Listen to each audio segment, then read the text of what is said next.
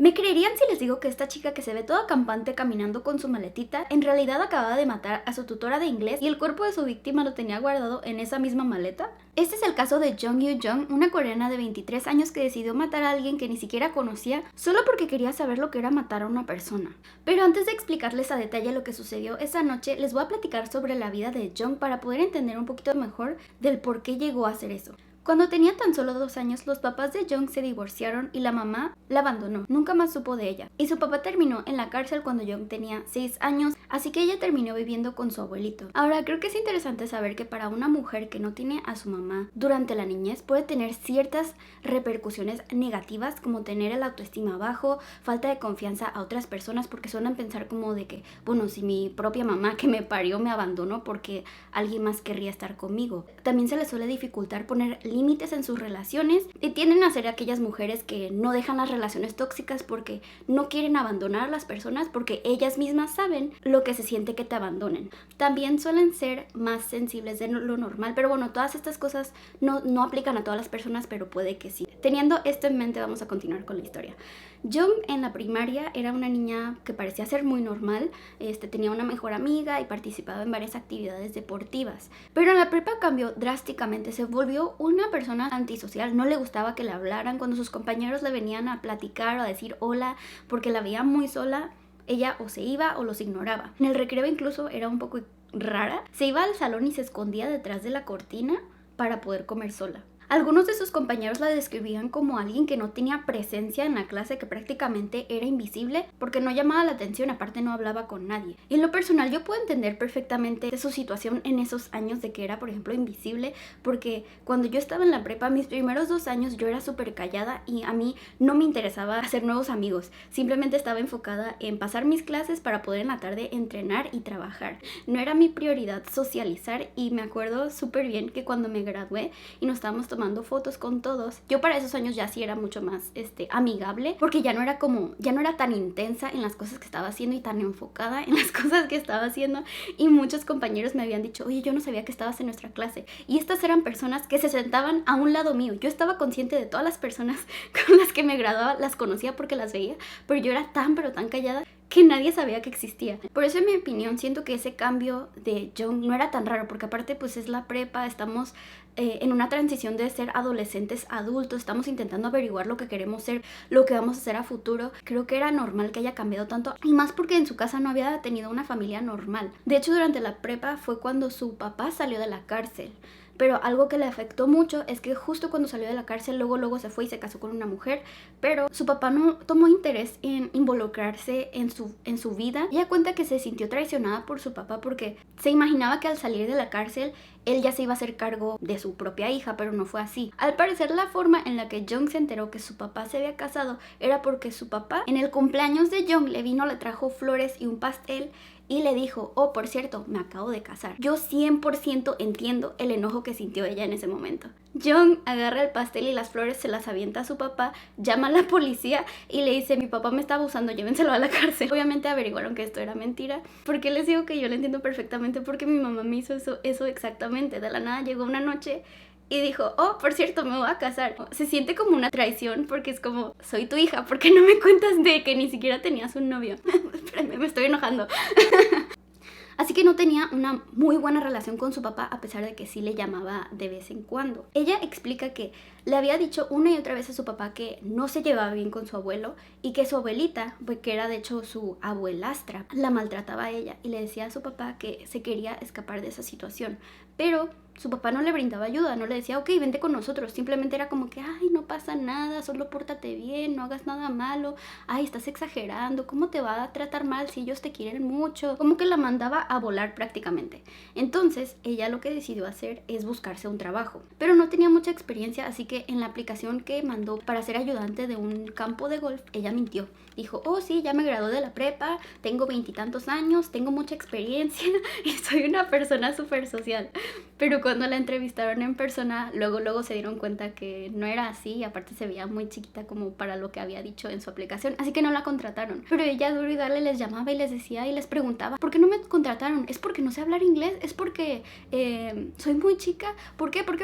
Y al final les llamó, se desesperó y les dijo de groserías. Estas cosas que hizo durante la prepa pintan a una joven que no sabe regular sus emociones, es muy impulsiva y que tampoco tiene el apoyo que necesita. En el 2018 se graduó de la prepa y decidió buscar trabajo, pero permaneció desempleada por 5 años. Batallaba mucho en conseguir un trabajo simplemente porque no se sabía relacionar con las personas, y aparte muchos de los trabajos a los que ella aplicaba necesitaban que hablara inglés, pero ella era muy mala en inglés y se le dificultaba aprender el idioma, así que esto se volvió un gran complejo de ella. Se me había olvidado que durante estos años sucedió la pandemia por el COVID, en donde muchas escuelas y trabajos tuvieron que cerrar, así que no solo fue difícil para Young conseguir trabajo y regresar a la escuela, sino que para muchos otros también.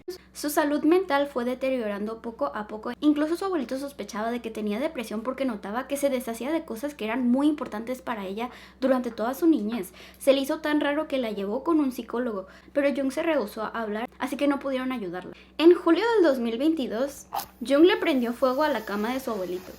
Afortunadamente el abuelito en ese entonces no estaba durmiendo bien, así que se despertó, se dio cuenta y regañó a Young. A mí me sorprende que el señor no haya decidido sacar a su nieta de su casa, pero creo que quería a Young como si fuera su propia hija. Así que se reconciliaron y Young le prometió que iba a estudiar, se iba a poner a estudiar para pasar el examen de servicios civiles. Este es un examen súper difícil que tienes que ser proficiente en matemáticas, historia, coreano, inglés, saber poder resolver problemas, pero estos son a nivel universitario. Young solo había estudiado la prepa, pero ella había prometido ponerse a estudiar todas estas cosas para poder conseguir un trabajo en el sector de administración pública. Pasaron los meses y sí, el abuelito se había dado cuenta que Young se esforzaba mucho por estudiar, siempre la veía en su cuarto con libros, leyendo muchas cosas, e incluso sospechaba que había conseguido tal vez un trabajo de medio tiempo, porque 3 a 4 días a la semana ella salía de las 2 de la tarde hasta las 10 de la noche, así que pensaban incluso los vecinos que ella ya estaba trabajando. Pero la realidad era otra. A principios del 2023, ella se había interesado mucho en los libros y las películas que tenían que ver con crímenes y asesinos en serie. Iba a la biblioteca para alquilar libros que tenían que ver con esto, pero en particular se había obsesionado con una película que se llama Hwacha. Ahora quiero que pongan atención de lo que se trata de esta película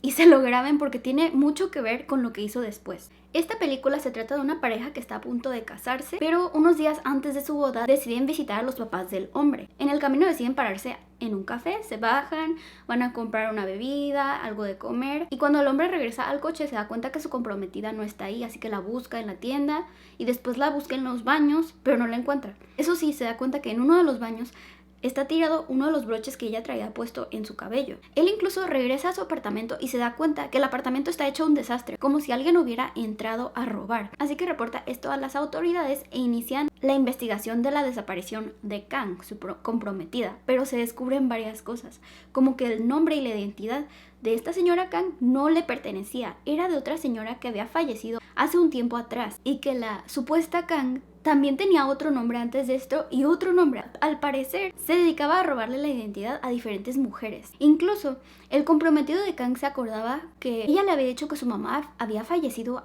unos años atrás, pero descubrieron que no era que había fallecido, sino que Kang había matado a su mamá para poder obtener el dinero de su aseguranza de vida. Y la razón por la que había desaparecido era porque iba a buscar a su cuarta víctima. Pero bueno, este es el plot resumido de esa película. 10 días antes del incidente, Young le escribe a una tutora de inglés que si le puede ayudar con sus tareas, a lo que le responde que sí. Pero Young le empieza a hacer algunas preguntas un poco extrañas, como: oye, ¿puedo ir a tu casa a estudiar? Pero si voy a tu casa, ¿vives sola? Por cierto, luego se sabe que esta tutora en ese momento no sospechaba nada, pensaba que simplemente era una persona tal vez introvertida y que quería un lugar callado o algo así, pero desafortunadamente ella dice que la tuvo que rechazar simplemente porque vivía con alguien más, vivía con un roommate. Ese mismo día también le mandó un mensaje a un tutor, pero sí dice que sí se le hizo muy extraño que le hiciera esas preguntas como de que si vivía solo, así que luego dijo: lo siento, no puedo hacer eso por ti. El 23 de mayo, Young le habla a su papá y esta es una conversación de más de 2 horas,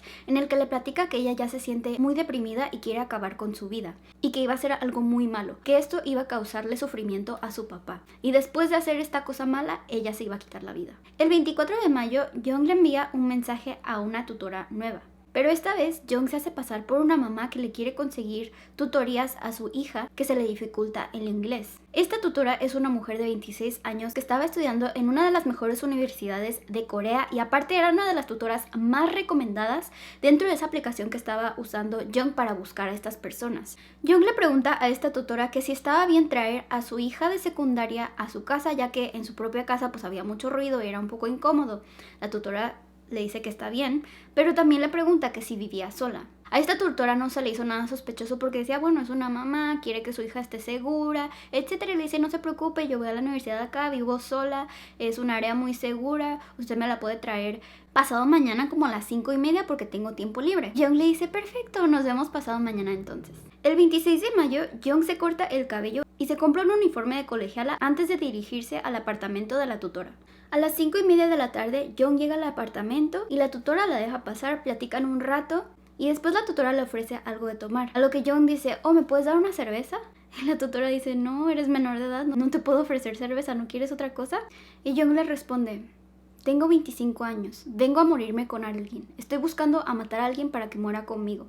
La tutora se queda como, ni siquiera tiene tiempo para pensar, no sabe qué decir, qué es esto que está pasando. Y Jung le dice, no es cierto, es broma. Y antes de que la tutora pueda reaccionar, Jung apuñala a esta chica 111 veces dentro de 10 minutos. En casos similares, usualmente la razón por la que causan este tipo de agresión tan repetida y con un número tan alto es porque le tienen mucho rencor muy personal hacia esta persona. Pero Jung no conocía a esta tutora antes de esto.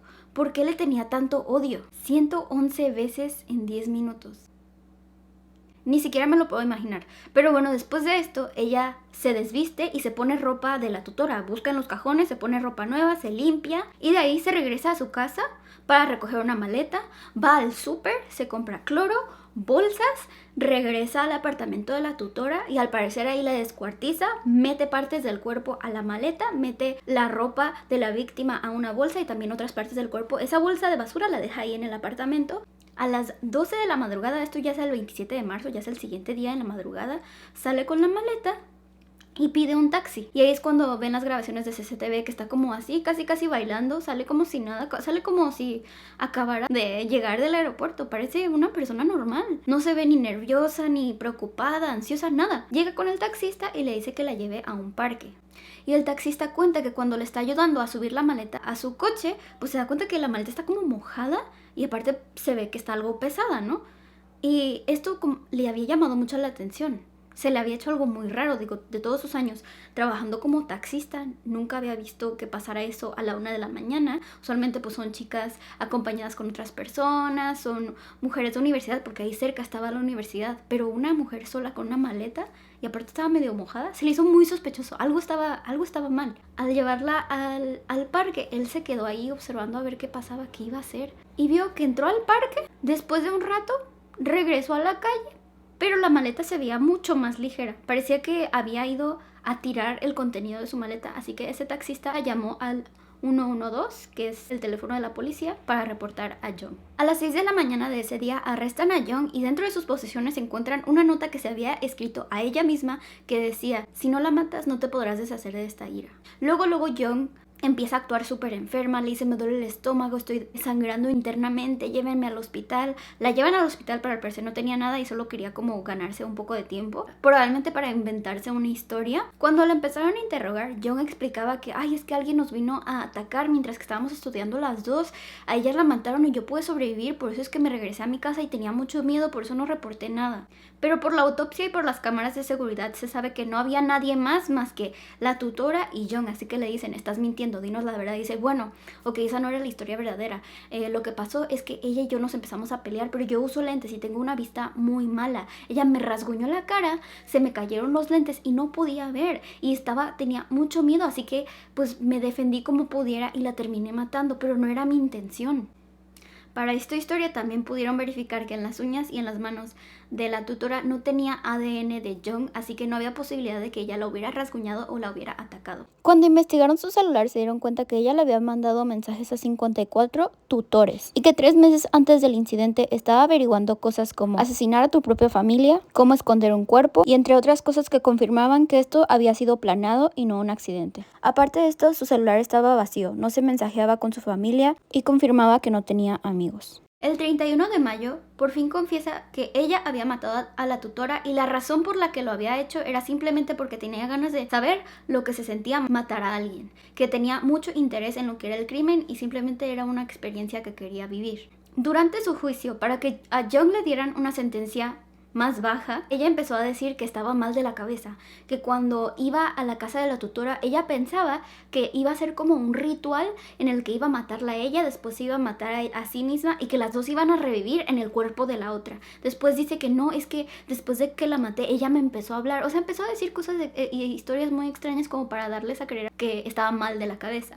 Por eso la mandaron a que se hiciera un test de psicopatía, porque estaban diciendo como que a cada rato nos cambia la historia, probablemente es una mentirosa compulsiva, tenemos que ver si esto tiene que ver. Pero en este examen sacó 15 puntos de 40. Para ser diagnosticado psicópata tenía que haber sacado mínimo 25 puntos. Pero por alguna razón le hicieron tomarse ese test otra vez y esta segunda vez sacó 28 de 40 puntos, que es muy sospechoso, pero aparte de eso, estos tests de psicopatía dicen que no son muy buenos porque son muy subjetivos, depende de la opinión de la persona que te está haciendo este test. No son una forma muy precisa de poder diagnosticar a alguien correctamente de psicopatía y más sabiendo que hay un juicio en el que si les dicen no, pues es que tiene un problema mental, le puede ayudar a que la sentencia sea más baja para ella. Así que eso es algo un poco sospechoso, pero hay ciertos psicólogos que han expresado sus opiniones al respecto y dicen como, yo tengo clientes que son psicópatas, que son sociópatas, pero no porque tengas estas condiciones te convierten en un criminal. Y eso no es una razón por la que puedan justificar las cosas que hizo ella. La psicopatía es una condición con la que se nace. Una parte del cerebro no se desarrolla correctamente y por eso esas personas no suelen sentir nada por nadie, no suelen sentir empatía, tristeza, nada. O sea que si alguien se cae, se tropieza o si está triste, no sienten absolutamente nada. Por eso suelen investigar a criminales si tienen psicopatía o no, para entender por qué estas personas no sienten remordimiento. Y la psicopatía ayuda a explicar que es porque no tienen la capacidad de hacerlo, porque esa parte del cerebro no se desarrolló. Estas personas también suelen ser impulsivas y es muy similar a lo que es la sociopatía. La diferencia más grande entre estos dos es que la sociopatía se desarrolla después de algún evento traumático. No naces con esto. Tienes la capacidad de tener empatía por otras personas, pero esto como que lo suprimes o lo pierdes después de un evento traumático. Suelen ser inestables emocionalmente, también son impulsivas, son muy ansiosas, así que esta es la pequeña diferencia, pero la razón por la que querían hacerle este test es para ver por qué es que Jung se veía tan tranquila después de haber matado a esta tutora. Y repito, ser sociópata o psicópata no te convierte en un criminal. Lee Soo-jung, un profesor de psicología criminal de la Universidad de Kyunghee, sospecha que Jung quería robarle la identidad a esta tutora, porque esta tutora era todo lo que Jung quería hacer. Estaba yendo a la universidad, era muy inteligente, era una persona súper popular, sabía hablar inglés muy bien, que esto era un complejo muy grande de Jung, así que es lo que piensa, que le quería robar la identidad, aparte de que cuando le estaban investigando se dieron cuenta que ella se había quedado con la identificación, la cartera y el celular de la víctima, así que esto es muy posible. Y aparte de que, si se acuerdan de la película favorita de Jung, este es el plot de la película, que la señora se robaba las identidades de otras personas, así que por eso es que este profesor sospecha que esa es la razón por la que Jung hizo esto. El abuelo de Jung se disculpó públicamente diciendo que era su culpa por no haber criado a su nieta correctamente. Se disculpó cientos de veces con la familia de la víctima y dice que no entiende cómo pudo haber pasado esto cuando Jung era tan estudiosa y pensaba todo este tiempo que se estaba preparando para su examen, cuando en realidad se estaba preparando para matar a alguien más. Y en cuanto al papá de Jung, él reaccionó de una manera un poco extraña. Mientras que toda esta historia se estaba viralizando en las noticias, él fue a aclarar ciertas cosas. Él entregó una grabación de esa conversación de 2 horas que había tenido con su hija para decir que él no sabía que su hija iba a hacer todo esto. Pero la grabación que entregó solo fue 1 hora de las 2 horas y aparte, cuando escucharon esta conversación se dieron cuenta que hasta Jung suena un poco extrañada con las cosas que estaba diciendo su papá, porque sonaba como muy amoroso, como que decía, no hija, yo te apoyo en todo lo que tú necesites, papá siempre va a estar aquí para ti, no tienes hambre, tienes que comer, si tú no quieres que yo te hable nunca más, yo nunca te vuelvo a hablar, como que sonaba como el papá ideal. Incluso Jung en varias respuestas que le daba sonaba como, ¿en serio harías eso por mí? Como si nunca le hubiera dicho estas cosas. Así que algunos sospechan que él empezó a grabar todo esto como para protegerse a sí mismo en un futuro, porque ¿quién rayos graba una conversación con su hija que le está diciendo que está triste y que se quiere suicidar? Nadie. ¿Para qué lo grabó? ¿Y por qué entrega esta evidencia? Nadie lo está culpando a él. Y aclara que no, que su abuelastra nunca fue abusiva con ella. Si lo hubiera sido, cuando ella me venía a visitar a la cárcel, ella no hubiera actuado tan normal. Ella hubiera actuado súper tímida y le tendría miedo a todos los adultos. Pero no era así. Era una niña súper amigable que siempre jugaba. Así que por eso pienso que esa parte de lo de la abuela era una mentira. ¿Quién rayos puede decir eso cuando ni siquiera convivía con su propia hija, saben? Pero ahí se ha de entender cómo este hombre tal vez era una persona que tampoco le enseñó a Jung a tener sentimientos por otras personas. Y por ende también era medio narcisista también. Y por último, Jung le escribió al equipo de producción de las noticias que el tema del abuso de la abuelastra era real, pero que tristemente ella no tenía evidencia porque en ese entonces era pequeña y no era posible entregar pruebas de esto, pero que sí era real y que esto influyó mucho en que se convirtiera en una persona antisocial. Jung fue sentenciada a vida en prisión, pero puede que le cambien su sentencia a pena de muerte. En mi opinión, creo que Jung se dejó consumir por la ira que había acumulado a través de los años a causa del maltrato y el abandono de su propia familia. Pienso que si no lo hubieran descubierto se hubiera convertido en una asesina en serie. Pero ¿cuáles son sus opiniones? Déjenlo en los comentarios y nos vemos a la próxima. Bye.